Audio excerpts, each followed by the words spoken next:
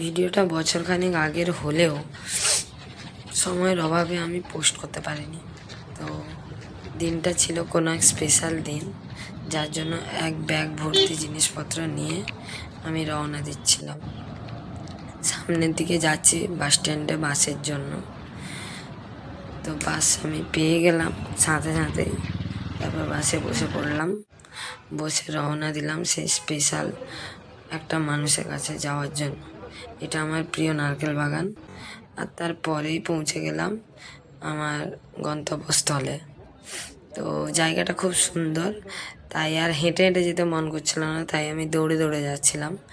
তো এটা সেই স্পেশাল ভাইরাল একটা জায়গা কলকাতার মধ্যে, যেখানে প্রচুর মানুষ গিয়ে থাকে ঘোরার জন্য। কিছু মানুষ বসে আছে, আড্ডা দিচ্ছে, হালকা মৃদু গান বাজছে, কারণ ওখানে অল টাইম গান হতে থাকে। ঠিক আছে, এখন মিউজিক একটা চলছিল, আমার খুব ভালো লাগছিল।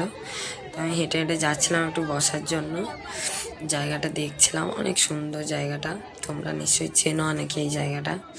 তারপর আমি বসলাম গিয়ে এক জায়গায়। কিছুক্ষণ পরেই আমার সেই স্পেশাল মানুষটা চলে এলো। হ্যাঁ,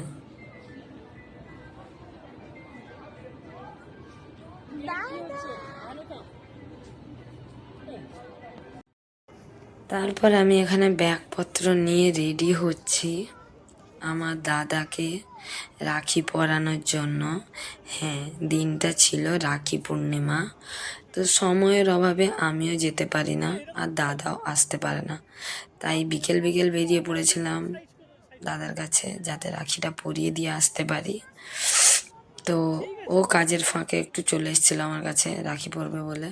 আমাদের সময়ের এতই অভাব যে আমিও পারি না ওকে টাইম করে যেতে। ও বেরিয়ে আসতে পারে না, অনেক দূর আসতে পারবে না বলে ওর কাছাকাছি আমি চলে গেছিলাম যাতে ও বেরিয়ে আসতে পারে একটু। যাই হোক, তারপর এখানে রাখিটা পরিয়ে দিলাম। অনেক খুঁজে খুঁজে স্পেশাল একটা রাখি, আমার মনে পছন্দের মতো রাখি আমি নিয়েছিলাম। জানি না দাদা কেমন লেগেছে, মুখ দেখে তো মনে হচ্ছে বেশ ভালোই লেগেছে। এই ছিল আমার আজকে রাখিটা। তো তারপরে এখানে দাদার জন্য আরও অনেক কিছু জিনিসপত্র ছিল, গিফট ছিল, মিষ্টি ছিল। তো দাদা তো এত কিছু দেখে জাস্ট অবাক হয়ে যাচ্ছে যে কি করে মানে আমি এত কিছু গুছিয়ে নিয়ে গেছি। যাই হোক, আমার খুব ভালো লাগছিল, আনন্দ লাগছিল দাদার মুখের হাসিটা দেখে। তারপরে এখানে গিফটটা বের করেছিলাম। তো গিফটটা একটু পরে দেবো, আগে মিষ্টি মুখটা করিয়ে দিই। দাদার ফেভারিট মিষ্টি আমি এনেছিলাম, যে মিষ্টিটা দাদা খেতে খুব ভালোবাসে, ওই মিষ্টিটা। তারপরে ওটা খুলছিলাম, লোকজন দেখছিল আমাদেরকে ঠিকই, তাই আমার কোনো ফারাক পড়ছিল না, কারণ দিনটা স্পেশাল ছিল, দাদাটা স্পেশাল ছিল, পড়ানোটা দরকার ছিল।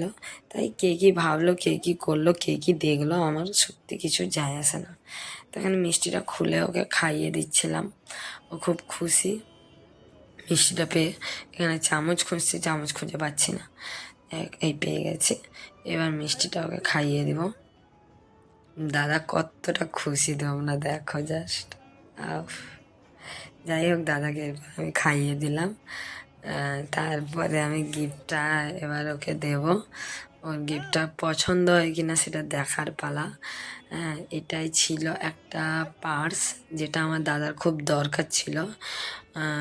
তো ওই দরকারি পার্সটা আমি ওকে দিলাম, যেটা ওর কাজে লাগবে, সবসময় কাছে থাকবে, সবসময় ও ব্যবহার করতে পারবে। তো পার্সটা আমি ওকে দিলাম, ও খুলে দেখছিল, ও বুঝতেও পারেনি যে আমি ওর জন্য সত্যি পার্স এনেছি। যাই হোক, ও খুব খুশি, খুব হ্যাপি যে আমি পার্সটা এনেছি ওর জন্য। আর তারপর দাদা আমাকে টাকা দিল, আর মিষ্টিটা আমাকে খাইয়ে দিল। ব্যাস, আমিও খুব খুশি, মিষ্টি মুখ করলাম।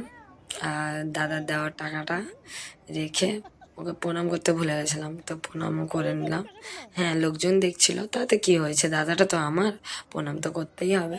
তো আমার দাদার ফেভারিট মিষ্টি, তাই হোক লোভে পড়ে আরও খেয়ে নিচ্ছে। ঠিক আছে, ওর জন্যই তো আনা। তো তারপর এখানে সমাপ্ত, বাড়ি যাওয়ার পালা, আবার একটা বছরের অপেক্ষা।